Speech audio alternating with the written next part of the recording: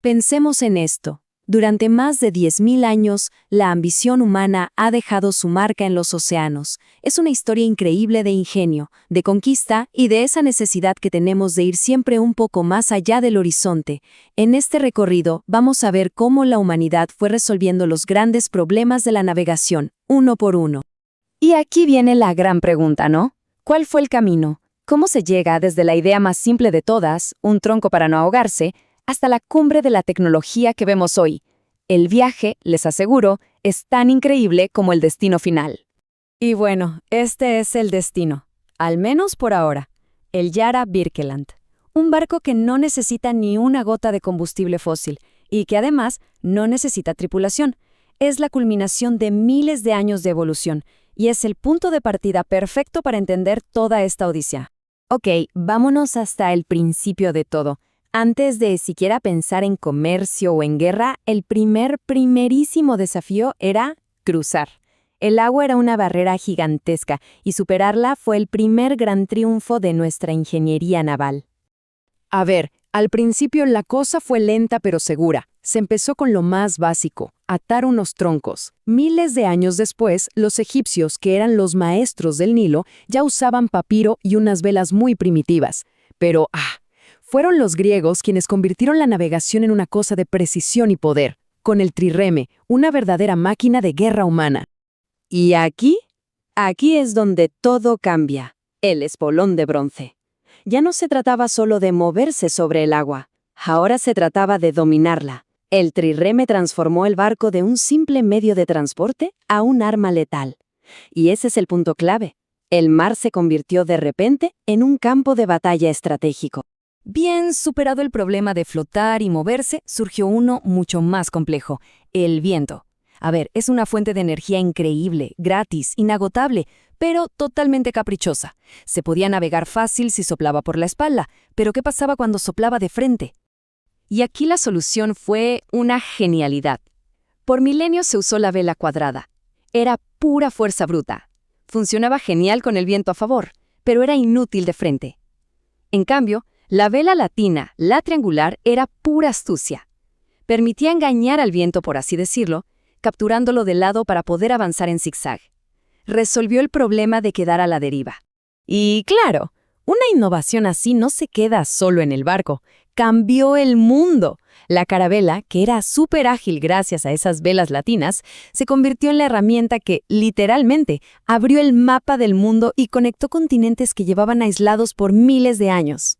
Pero ojo, hay que hacer una pausa aquí, porque mientras en Europa estaban perfeccionando la carabela, al otro lado del mundo ya existía un barco que parecía sacado del futuro. Lo del junco chino es de no creer. Tenían un timón central que daba un control increíble, compartimentos estancos, una idea que en Occidente tardaría siglos en aparecer, y unas velas súper eficientes. Estaban literalmente 1000 años adelantados.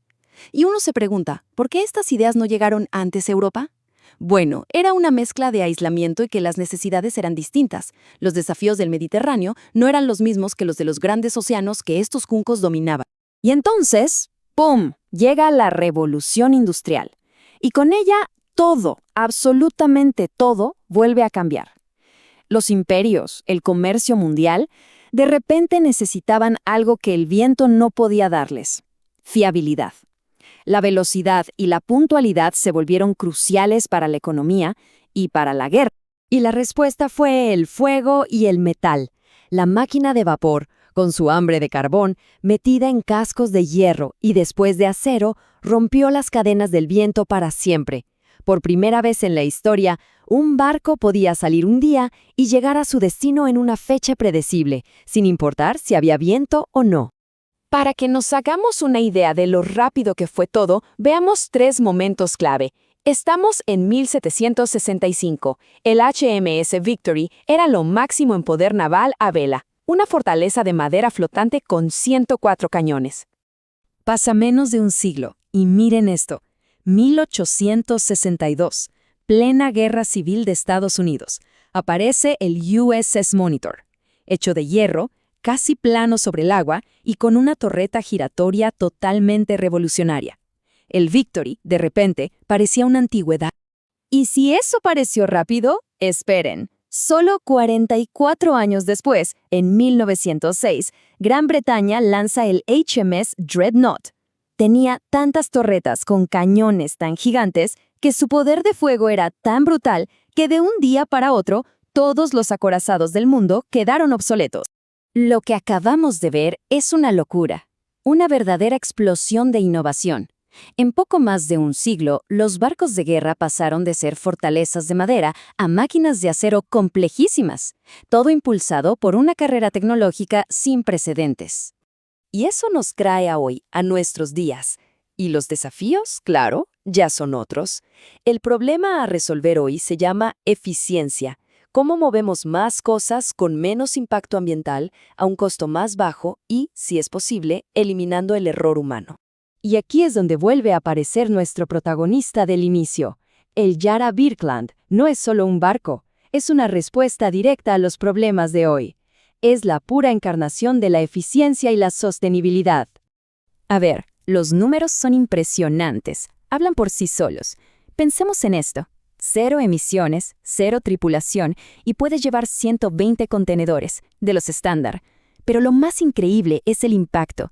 Cada año, este barquito evita que 40,000 camiones diésel anden por las carreteras. ¡40,000! Pero esperen, porque esta no es la única idea sobre la mesa. Hay otra visión fascinante para el futuro, una que mira al pasado para inspirarse y recupera la energía más antigua de todas, el viento. Les presento el Ocean Bird. Esto ya no es la vela de lona de Colón, ¿eh? Son como alas de avión gigantescas, rígidas, llenas de tecnología, que capturan el viento con una eficiencia que antes era impensable. La promesa: reducir las emisiones hasta en un 90%. Es el regreso del viento, pero en versión 2.0. Así que ahí lo tienen, las dos grandes rutas hacia el futuro. Por un lado, la inteligencia artificial y la electricidad pura. Por otro, la reinvención supertecnológica del poder del viento.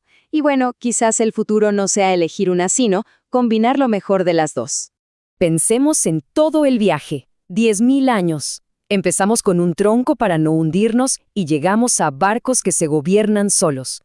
Primero nos liberamos de los límites de la geografía, después de la tiranía del viento, y ahora parece que nos estamos liberando de la necesidad de estar a bordo. Y esto nos deja con una pregunta final. Si el mar ya no es el límite, ¿cuál será la próxima frontera para el ingenio humano?